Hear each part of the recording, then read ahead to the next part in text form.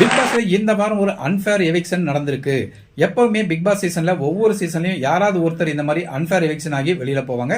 அதே மாதிரி இந்த சீசன்லயும் கடைசி நேரத்துல ஒருத்தரை அன்ஃபேரா எவிக்ஷன் பண்ணி வெளியில அமைச்சிருக்காங்க. மக்களோட ஓட்டுக்கு மரியாதை இல்லையா அப்படின்னா கண்டிப்பா இல்ல. இது ஹோஸ்டோட முடிவா இல்ல ஒட்டுமொத்த பிக் பாஸ் டீமோட முடிவா அப்படின்றது தெரியல. டிஆர்பிக்காக இவங்க இந்த மாதிரி பண்ணிருக்காங்களா அப்படிங்கறத நம்மளால யூகிக்க முடியல. ஆனா நேத்து வரையும் மாயா தான் இந்த வீட்டை விட்டு வெளியில போவாங்க அப்படிங்கிற மாதிரி தகவல் நமக்கு கிடைச்சிருந்தது. அவங்க தான் ஹாட் லிஸ்ட்ல இருந்தாங்க. ஆனா இன்னைக்கு காலையில அது மாறி இருக்கு. கடைசி நேரத்துல விசித்ராவை எலிமினேட் பண்ணி வெளியில அமைச்சிட்டாங்க. அர்ச்சனா, தினேஷ், மணி இவங்க 3 பேரும் முதல்ல சேவ் ஆகி வந்துட்டாங்க. அடுத்த 3 பேர் யாருன்னு பாத்தீங்கன்னா மாயா, விஜயவர்மா, விசித்ரா இவங்க 3 பேரும் ஹாட் சீட்ல இருக்காங்க.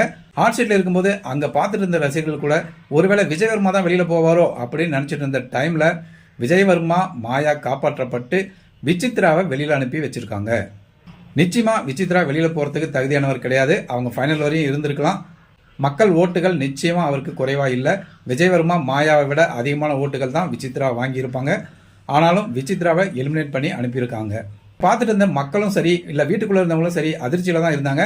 ஆனா தினேஷ் மட்டும்தான் விசித்ரா தான் கண்டிப்பா வெளியில போவாங்க அப்படின்னு ஏற்கனவே அவர் சொல்லியிருந்தாரு. அதனால அவர் இதை எதிர்பார்த்து இருந்ததுனால அவர் மட்டும் இதை மகிழ்ச்சியா ஏத்துக்கிட்டாரு.